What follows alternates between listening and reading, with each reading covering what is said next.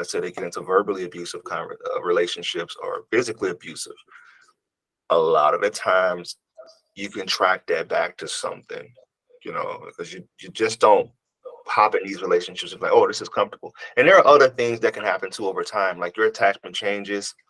Yep. Let's say that you grew up in a very loving, supportive household, but then you get into a relationship with someone that takes advantage of it and kind of changes your view of what you thought was healthy. And you stick in that because you feel like, well, every relationship has their issues, but after 10 years of that issue continuously happening over and over again, the attachment that you had to start out with has skewed and has broken to a point of you don't know what's real anymore. You don't know what's a healthy relationship.